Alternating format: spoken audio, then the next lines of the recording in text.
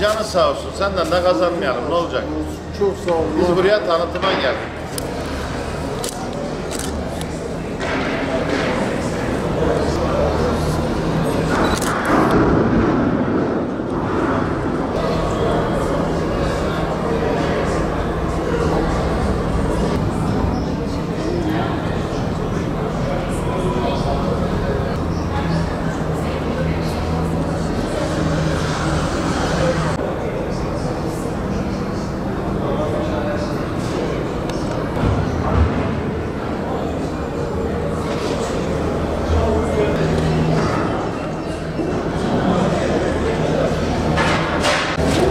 Düzenleyelim abi, öyle çek istersen.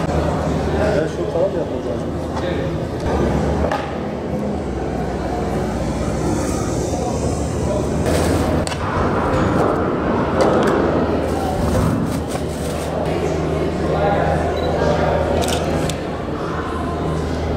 Bizim bal sektörü, bal ve bal ürünleri satıyoruz. Hakkari'den geldik buraya.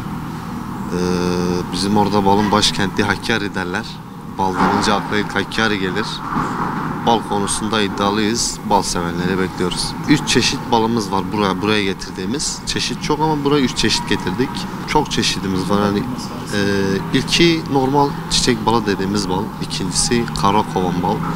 Üçüncüsü de mağaradan topladığımız tamamen doğal ve organik ballar olarak 3 ayrılıyor. Evet. Yani yoğunluk Hakkari tabelasını gören geliyor. Biz seviyorlar herhalde. Yoğunluk güzel. Biz de tabii Mardin halkını seviyoruz. Bizler için değerli, hep farklı yerleri onların. Dediğim gibi bekleriz herkesi. Bal sevenleri bekliyoruz. Otlu peynirimiz var. Meşhur otlu peynir. Sonra bizim yaptığımız ilaçlar falan var. Propolistir, polendir, pekmezdir. Bizim tahin falan da meşhur Çukurca tarafının. Çeşitlerimiz bunlar şu an. Tabii ki memnunuz. Daha önce de geliyorduk. Yani ilk değiliz burada. Memnunuz her türlü Mardin'den, Mardin halkından memnunuz. 600'den başlıyor, 1500 liraya kadar gidiyor. Tabii biz yine de uygun vermeye elimizden geldiğince çalışıyoruz. Maksadımız bizim tanıtmak. Amacımız hani gelip para kazanmak, satış yapmak kesinlikle değil. Çünkü 1980'den beri dedeler yapıyor. Dede mesleğidir. Ben de okulu bırakıp yani mirasta ortak olmaya çalışıyorum. Yeni ben yapıyorum bu işi. Otlu peynir genellikle Van'ın.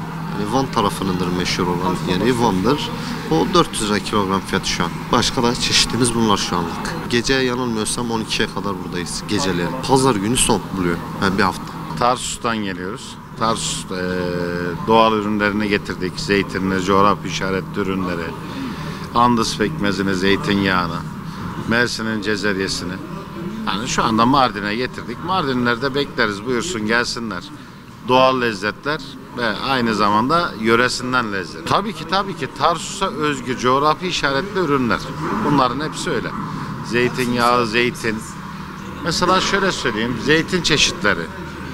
Zeytinyağı, kahvaltılık acuka, zeytin salatası, hesabı keyif, asma yaprağı, keçi boynuzu pekmezi, andız pekmezi, orijinal el yapımı nar eşkisi, Tarsus'un şalgamı, meşhur cezeryesi. Şu anda bunlarla sirkeler, alı sirkesi, elma sirkesi, yani ev yapımı ablalarımızın yaptığı ürünleri getirdik. Belediye olarak gönderildik. Bekleriz herkesi. 2 gündür buradayız. Haftaya pazara kadar da buradayız. Allah'ın izniyle inşallah herkes memnun kalacak. Bir Tarsus öğrensinler, Mersin'i öğrensinler. Bu da bizler için faydalı olur. Yani ilk günler olmasına rağmen akşam iftardan sonra tabii takdir ederseniz Ramazan'dan dolayı bir kalabalık var. Allah'ın izniyle var yani insanlar var. Diyarbakır'dan katılıyoruz. Buraya Diyarbakır'ımızın orijinal fıstıklı ve cevizli yuvarlak burma kadayıflarını getirdik. Ve tabii çeşitli baklavalarımız hakeza. Soğuk baklavasından, şöbiyetinden, midyesinden, baklavasından Arnavut'una. İnce kadayıflarımızla zamanın büyüklerimizin yapmış olduğu ilk Diyarbakır usulü cevizli yuvarlak kadayıfımızı getirdik. Mardin halkımıza tanıtmak amaçlı. Böyle buradayız, fuardayız, fuara katıldık. Diyarbakır'da dediğim gibi kadayıf olarak, tatlı olarak kadayıf meşhur. Çünkü zamanında dediğim gibi az önce de büyüklerimizin zamanında ilk yapmış olduğu kadayıf cevizli yuvarlak kadayıftır. Tabii kadayıf da cevizine hastır. Kadayıf cevizlidir bu arada. Bilginiz olsun. Tabii ayrıca fıstıklısı da var. Fıstıklısı da ayrı bir lezzettir. Tabii kadayıfın çeşitleri var. Bunun kaymaklısı var, bunun peynirlisi var. Bunun ince dilim fıstıklısı var, parmak kadayıfı var. Diyarbakır usulü cevizli yuvalak burması var. Fıstıklı kadayıfı var. Tabii ayrıca dediğim gibi baklava çeşitlerimiz var. Ramazan güllacımız var. Ramazana özel çıkarıyoruz. Evet, Lübnan usulü peynirli künefe yapıyoruz burada. Tabii sıcak sıcak Lübnan künefemizi pişirip halka burada satış sağlıyoruz. Fuarın ilk günden beridir buradayız.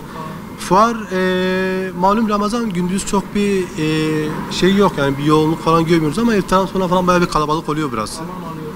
Tabii yani satışlarımız oluyor, mütemadiyen insanlar gidip geliyorlar. Tabii biz bilinen bir markayız. Diyarbakır'da bilinen esnaflardanız. Direkt satışa odaklanıyorlar, tatlı alıyorlar, alışveriş yapıyorlar. Böyle yani buradayız. Daha fuar boyunca burada olacağız öyle görünüyor. Hayırlısı bakalım. Fiyatlarımız biz şubede Diyarbakır'da şubelerimizde vermiş olduğumuz fiyatla aynı fiyatta veriyoruz. Hani bu fuardır ekstra farklı bir fiyat uygulayalım fazla gibisinden otur topa girmiyoruz biz. Biz şubelerimizde Diyarbakır'da hangi fiyata veriyorsak eğer burada da buradaki insanlarımıza, halkımıza, Mardin halkına aynı fiyattan satış sağlıyoruz. Fıstıklı kadayıf çeşitlerimiz 850 liradır. Bunun cevizleri var tabii. Cevizleri 550 liradan satışa sunuyoruz. Baklava çeşitlerimiz de 850'den değişiyor. Tabii fiyatlar değişiyor yani. Cevizler ise aynı şekilde 550'ye veriyoruz baklava çeşitlerinde. Çok teşekkür ediyorum. Mardin halkına sesimiz gelsin. Duyuralım kendimizi. Buradayız. Fuardayız. Mardin fuarındayız. Bütün Mardin halkı bekliyoruz.